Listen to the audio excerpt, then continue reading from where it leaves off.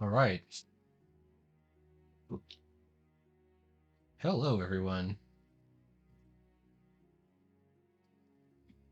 This is this the third part of the video already? I'm moving forward with it. Um, the next part.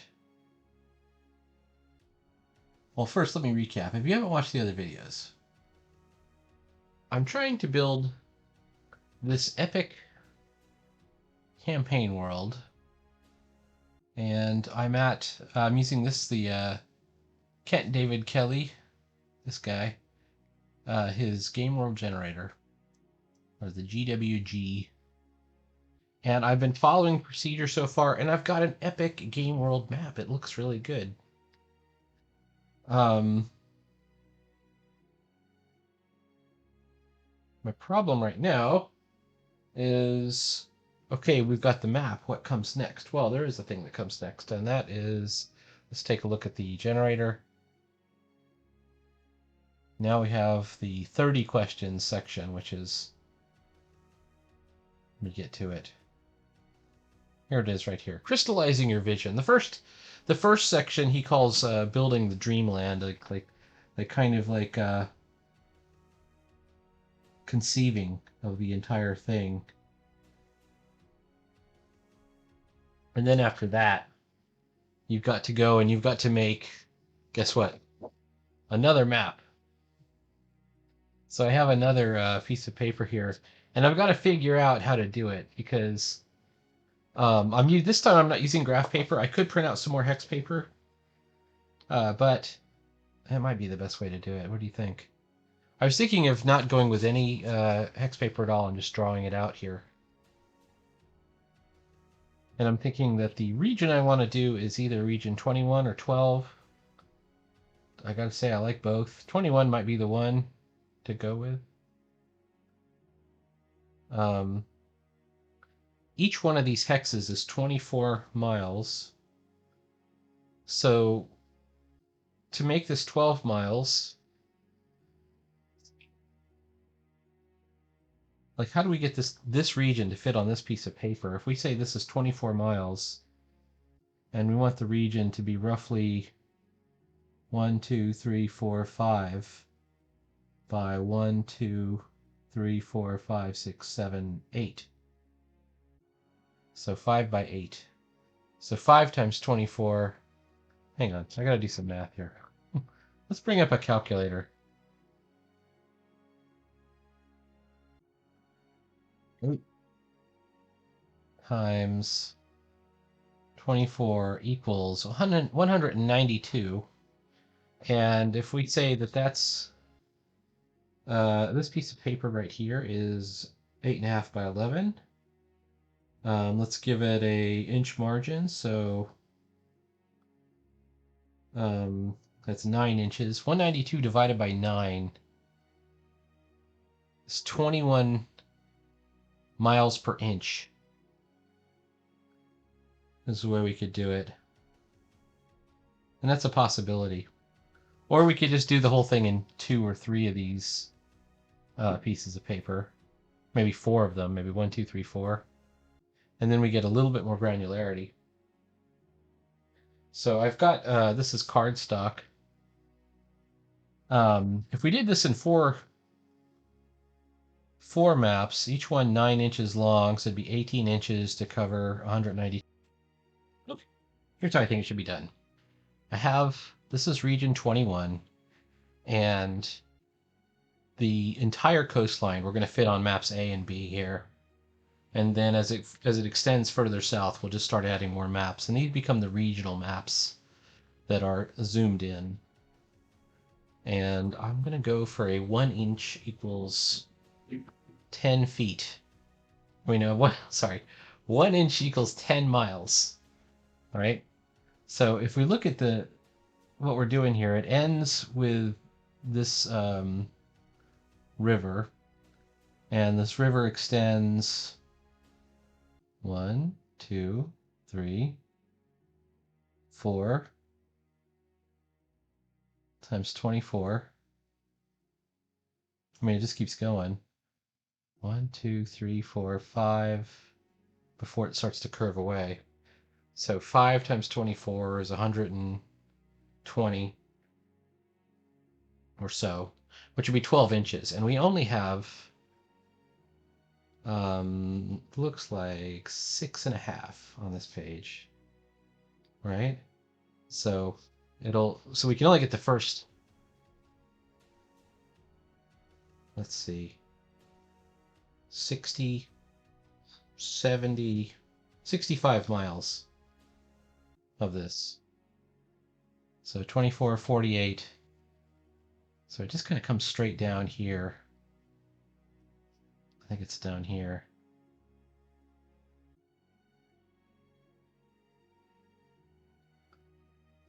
And you know what I should do?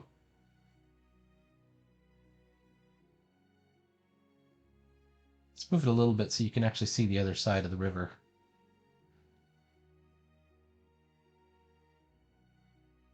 Right? And it just keeps going. It joins up with another river at the the eastern bank.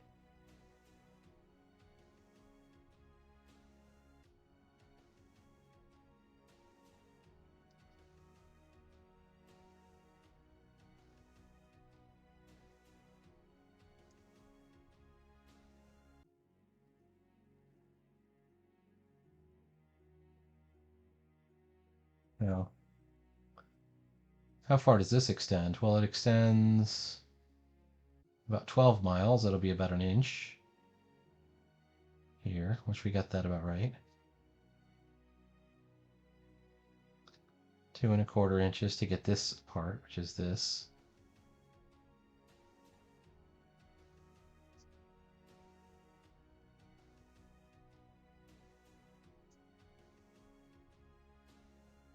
Here's where I think I may have slightly screwed up. I think we're okay. Okay. So we're looking at this area of 21, and we're trying to translate it into a region map here. All right, now this, by the way, we're going to put more stuff than just coastlines, and there's like a forest and a marsh here. But if we go 48 miles down, that's 4.8 inches from the tip of this.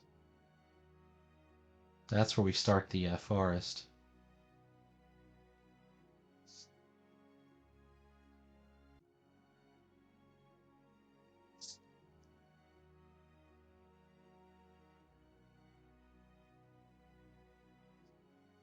And then as we move west, it's actually only, once again, 4.8.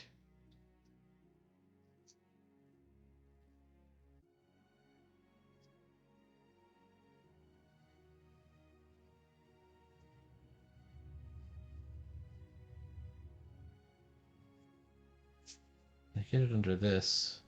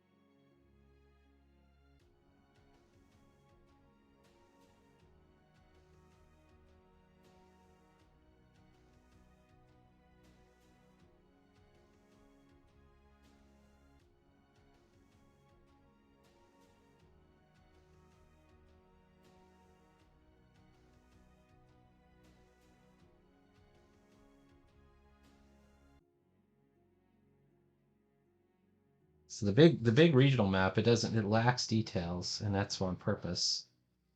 That is by design.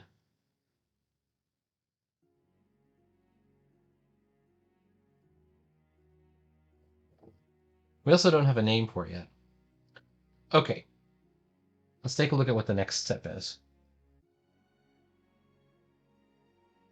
All right, here's the next bit. It wants me to consider major cities and towns, and I'm liking all of this stuff right here. Now remember, it goes across A, B, and then C and D. Now when I look at C and D, by the way, it's a vast forest. There is some open land out here by these mountains and along the river, so there might be something along the river. But I think our most likely place for human settlement will be on map A and B, kind of along the shoreline. Um, the swamp presents a problem, but you could have something on either side of the swamp, and the forest is to the south. We are along a river here. We've got a nice freshwater river. So let's start with that.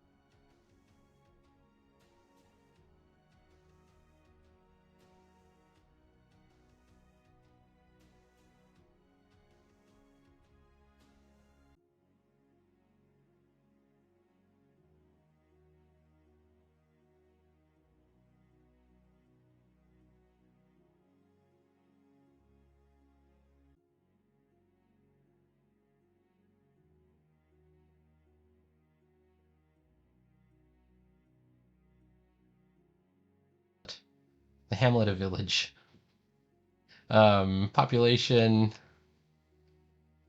They have here 180 to 400, and the way they do it is D12. 2D12 plus 16, and I roll a 6. And an 8, 14, and 16, that's 30. Times 10, that's 300. Population around 300. Okay. So it's kind of funny. They have a small place, a small village, but they don't have large village. Oh, they do have. Actually, I'm totally wrong. No, I'm small village and then village. Okay. Well, whatever. Let's move on. The great city, the incomparable city. I recommend only one incomparable city per world map, right? So we're definitely not putting it on this particular region. Settlement traits. Oh, so each settlement has its own trait.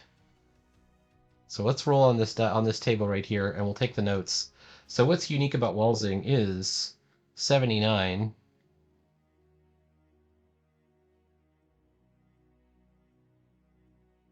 Come on now. There is some kind of lower class subculture, which no one talks about. It could be beggars, plague victims, refugees. Lower class subculture.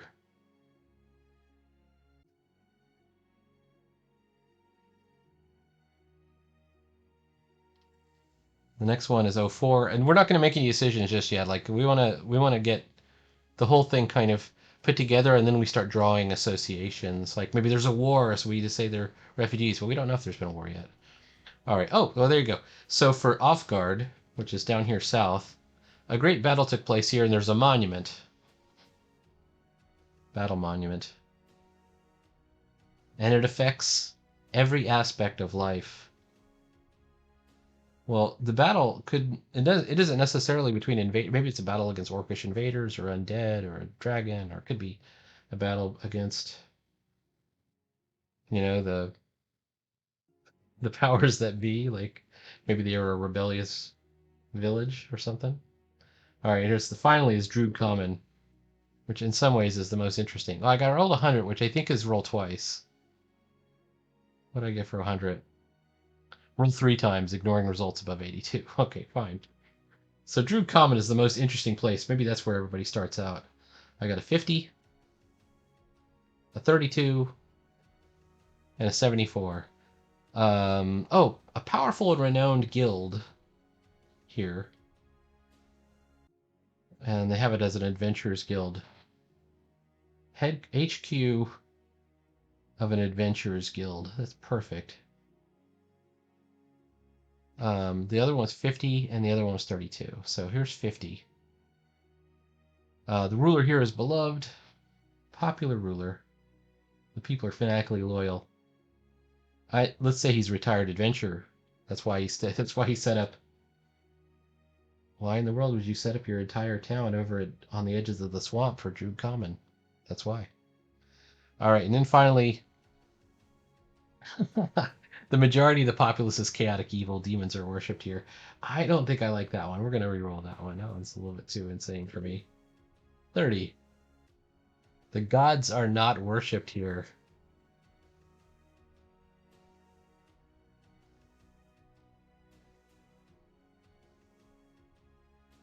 Well, that's not really weird to happen in Druid Common. All right, let's move on down the line. We've got our 3 main settlements. There could be other settlements. We'll see what happens.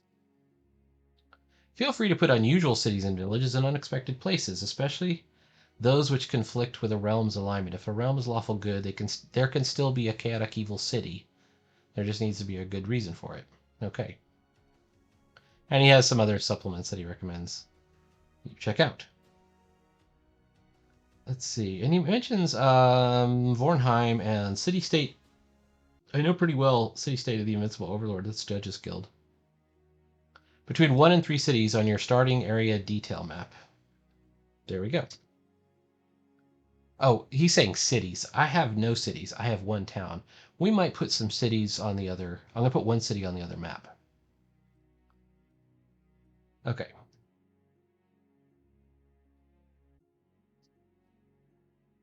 Okay, you need at least 1 major plain water source.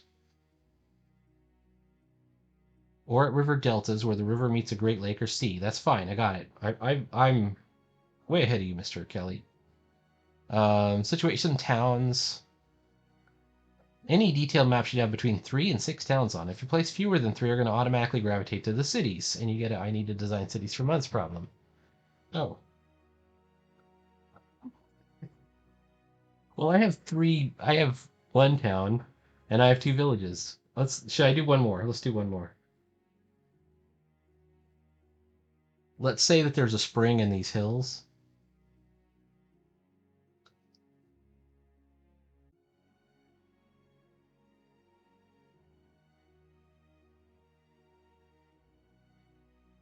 And there's like a creek that comes up.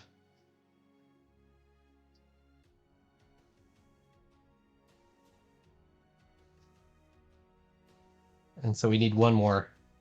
We need 1 more name. This town, Drallon. I like that one right there. Drallon. Okay, good enough. Maybe that's the chaotic evil village. I rolled a 46. Let's just see what we got. For Drallon, the people here think appearance means nothing or must be controlled. And there are sumptuary laws and very few displays of extravagance. Well, put it out here. Drallon is a village. Population around 500. And people not concerned about appearances. Pretty down to earth in Drallon. Maybe it's a religious thing. Like who knows? All right, let's move on down the line.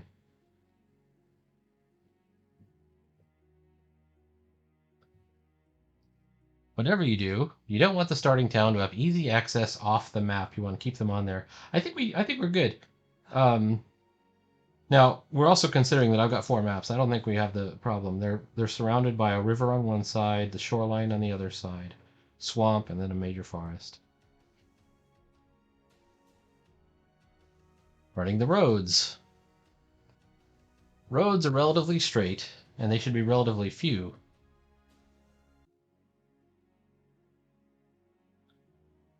Running your roads between cities and towns, connecting them all in a simple web. Don't overconnect places if you can help it.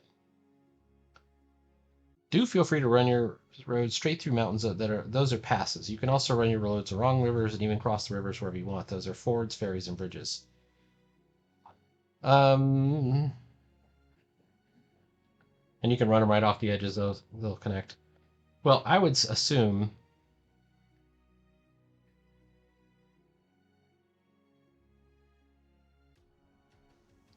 that there's a road between Walsing and the 2 other major areas, and maybe even Druid Common. Maybe they all kind of meet up at a place called Crossroads, the trading post.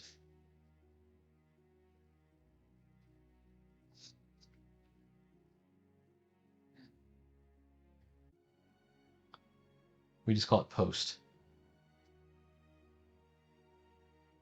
Post is a trading post. Population around 60. All right. Fill again. Okay, I'm just going to start getting ahead of myself. This is the map right now. I added in a halfling village called Woodshadow. I think there should be a halfling village. They're a very civilized people. In Tunnels and Trolls, they're called Hobbs. That was their solution to being potentially sued by the Tolkien estate at the time. Tunnels and Trolls, it dates back to the 70s, and I don't think you can overestimate the excitement people had for Tolkien in the 70s. You know, the book came out in the 60s. Maybe it was the late 50s. I don't remember when the book came out, to tell you the truth. But the reason it was so big in the 60s and the 70s is the Bantam Books paperback version came out, and it was, basically 50 cents to read The Lord of the Rings. 50 cents a volume, as well as The Hobbit. And everybody was into it. Like the Beatles wanted to do a Lord of the Rings movie. And Led Zeppelin. Like, they have whole songs that reference Lord of the Rings stuff. Like, it's, there's some crazy stuff in there. So now I basically just got 1 map, and I think that's all good enough to start with, and I'm going to just, like, casually start working on the other stuff as well as I continue building this. I actually feel pretty good about this map, and this is a hand-drawn, no grid, 1 inch equals 10 miles map. This is a little road. And eventually, we might even make it. Oh, there's some hills up here. Halflings live in the hills, right? It's called Wood Shadow in this case because it's in the shadow of some woods.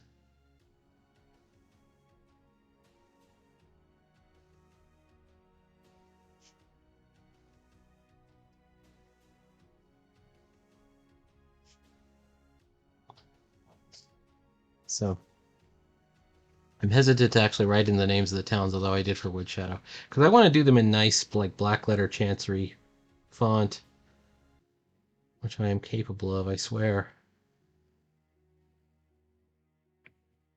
But I think that, yeah, we might be good to go with just good old map B. And I know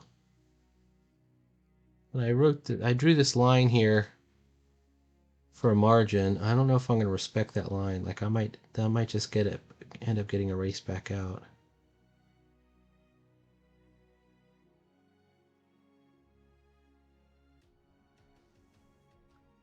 That's kind of the cool thing about making maps. I love making maps. I've been making maps since I was a little kid.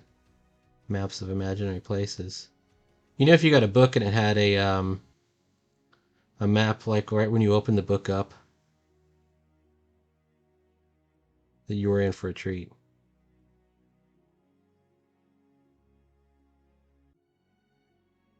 Well, let's just do that then.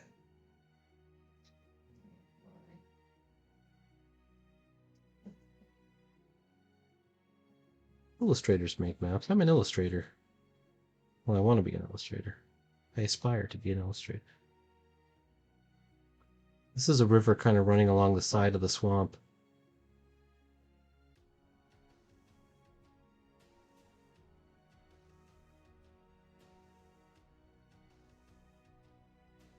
This is the tree line of the forest. And I think our adventures are going to be a great adventure locations would be this forbidding, vast swamp. Not swamp, but this forest. Oh, there's another little swampy area right here.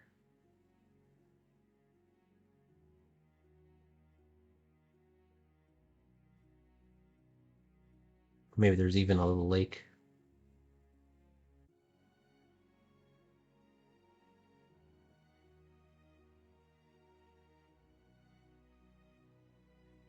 You want your maps to have some credibility, but I don't think they have to be like completely realistic.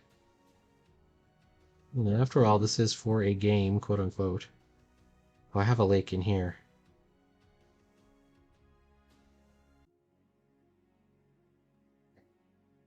I had the idea of maybe putting an elven village somewhere in here as well. I mean, am I starting to pepper too many villages in this thing? Or some kind of sylvan community led by a druid or a witch or something. You know what I mean? There's some forests inside the some hills inside the forest. Some forests inside the hills.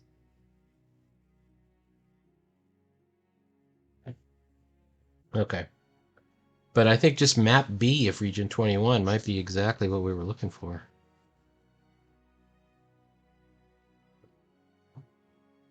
Well, to heck with it. Let's just start lettering it in. There we go.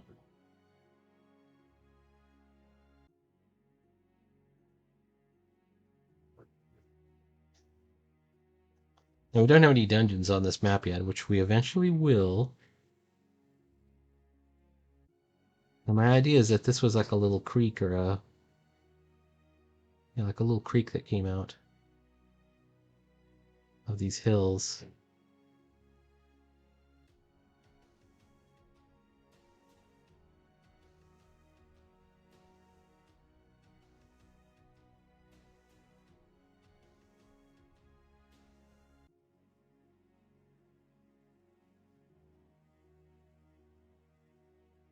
People of Drowlin are the furthest inland in this world. Or, I mean, on this region map. To reach post.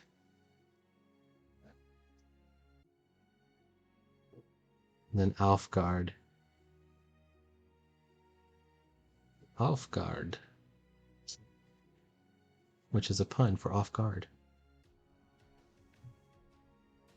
And Walsing.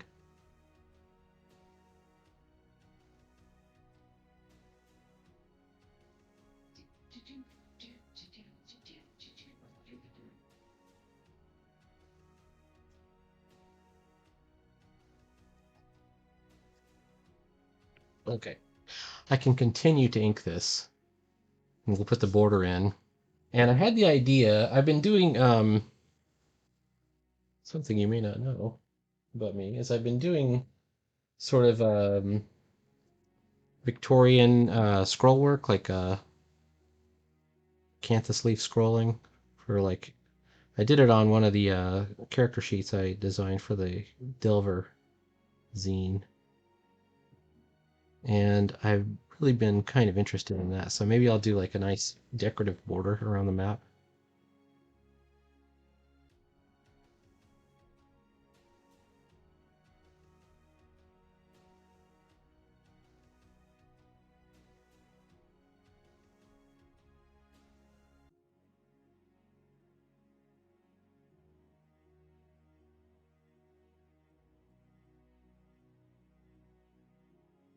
They could totally see me getting out my colored pencils. My colors. Get your colors out. And color it up.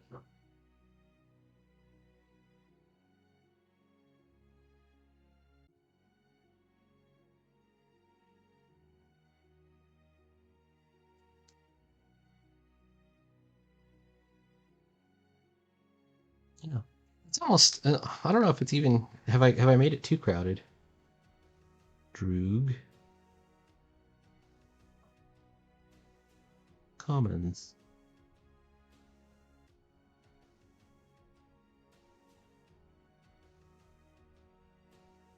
Droog common.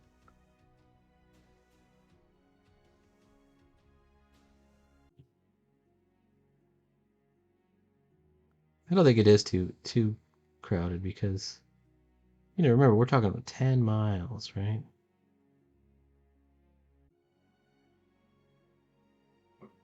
So even like if you were to travel from Droog Common two, three, 4, 5, it's 50 miles to post, right? A lot can happen in 50 miles. All I'm saying.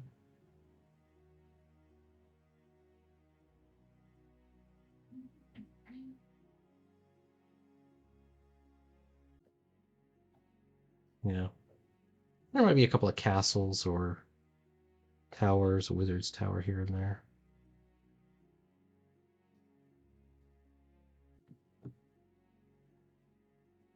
My real problem is that I don't know how big I should make these places. So Walthing might, I've made it 10 miles across. Maybe that's too big for a town. Maybe it's more like 1 mile across or something from end to end. And if that's the case, well, I don't know.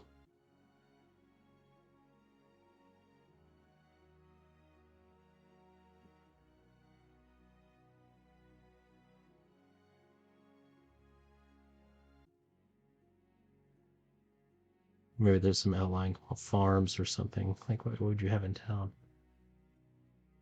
We won't ink the whole thing. We'll just ink a little bit of it, just in case that's too big.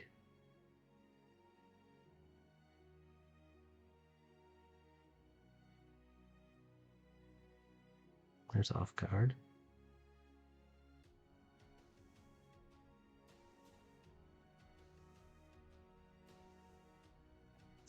Okay, we haven't quite got the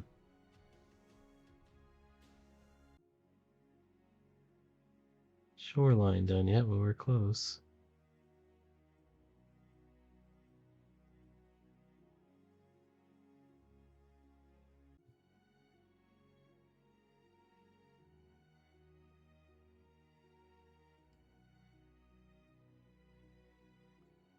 Yes, the vast majority of it is plains.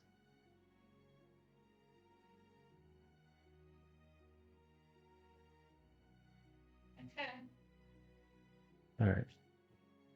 Please like, follow, subscribe. There'll be more world building. There'll be more of Iliara.